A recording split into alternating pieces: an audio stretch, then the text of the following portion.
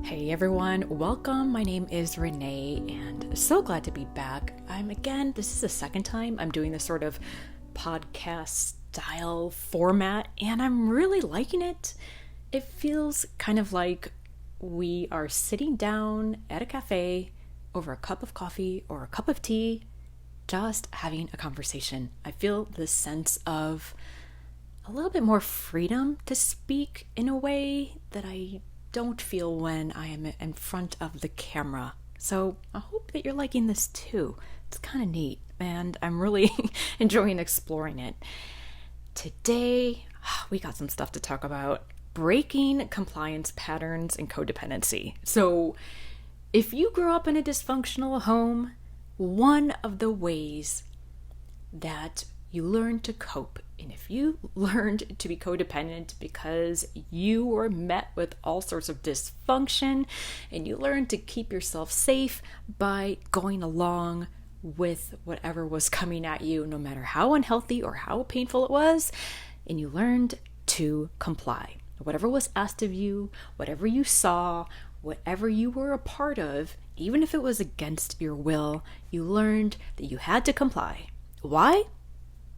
Well, because if you didn't comply, it was met with some really painful experiences. I mean, we're getting down to the foundation.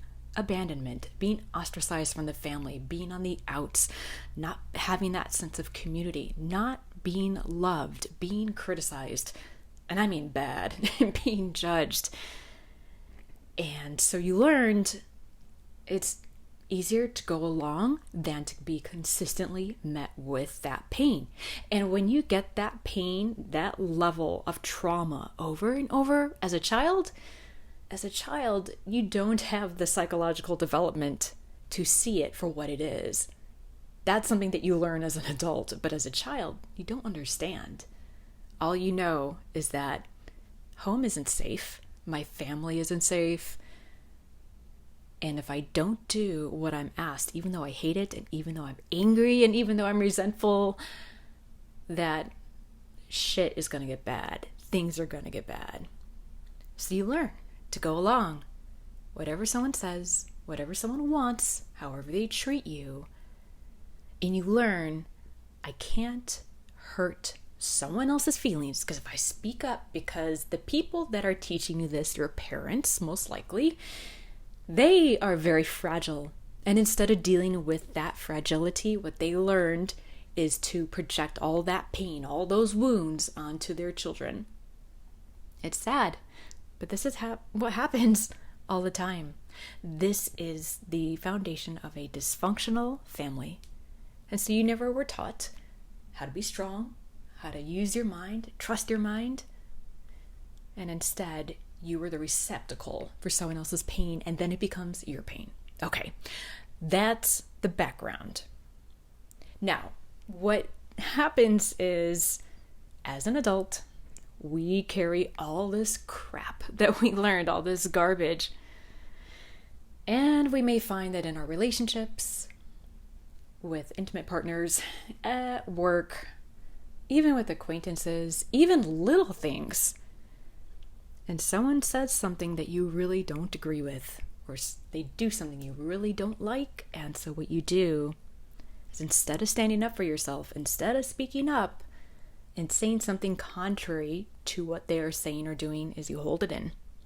You smile, you're pleasant, you go along with it, you hold in your feelings, and the result, you don't need me to tell you, but I'm going to say it anyway. There's this resentment at yourself. God damn it, why didn't I speak up? Why didn't I say this? I'm so mad. I wish they could say it again so that I could get it right this time. That kind of a thing. And anger at the other person. And you may find you're going off in your head. I can't believe they said that. How is it that they can do that and they don't even realize that when I know what they don't know? Things like that may go through your mind. Well, you learned to be a victim. You learn to be a martyr. You learn to not love yourself, to not respect yourself, because you weren't loved and you weren't respected. So when we hold all these feelings in, we learn to be compliant. This is a one giant coping mechanism. This is one of the hallmarks and one of the main ways that codependency gets played out in life. This is one of the ways that it comes out. And we can change it. Because if we don't, we're the one who's going to pay. Sometimes it shows up in our body through autoimmune issues, any kind of inflammation disorders, rashes, bowel issues, joint issues, any number of things. If it's not through physical symptoms, then it's often just anger and resentment at ourselves and further low self-esteem and low confidence because we didn't stand up for ourselves. So there comes a point where we have to start to step out of that old way. So if you find you're in a relationship that's unhealthy, and maybe one of the ways that this overcompliance will manifest is, say that you are with someone who has an addiction to drugs or alcohol, and left to your own devices, that's not your thing, but you codependently drink or you codependently use, even if that's not what you would do on your own. Maybe you give sex as a way to get love, and sex becomes this transactional thing. Instead of it being an expression of love and of intimacy and trust, it's, well, I want love, so I'll give the other person sex. Maybe it's at your work, where you are doing the job or jobs that no one else wants to do, or you're accepting a tyrannical or micromanaging asshole boss, and you're putting up with that, and you don't say anything, and you shove it all down, push all your feelings down, because you're afraid of losing your job. You're afraid of what would happen. And at the thought of saying something, your heart races, your mind is going a mile a minute, and it's like you're gearing up for that fight or flight. Oh, I know this stuff so well. I know this because this is how I grew up too. And this is something that has taken me years and years to heal and to sort out, and looking at myself and healing myself on a very deep level. This is not something quick, but you can do something about it today. And let's get to that. I want you to think about your inner child. And I do a lot of inner child work on my channel because healing the inner child gets to the source. It gets to the root of when all this stuff was installed. All of this stuff, all this compliance, this is just a program. It's just an old program that's been running the show, and sometimes stuff happens and it comes up and it catches you off guard, and then you don't respond the way you wish you would. And I know, I get it. It's okay. You're not going to get it every single time. But we can work on the inner child and talk to your inner child when you're by yourself, or say it out loud, or just say it in your head.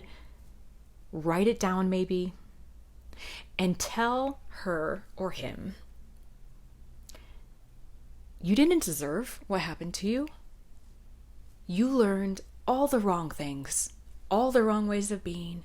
You learned to not love yourself. In fact, you learned to hate yourself, that you weren't worth standing up for because no one stood up for you. And tell your inner child, I love you, and I will never, ever allow anyone to mistreat you again. You don't deserve that. It is safe to stand up for yourself. It is good for you to stand up for yourself. You don't have to caretake someone else's feelings. You don't have to take care of their wounds, of their anger, tiptoe around them so that they're not angry. You don't have to comply.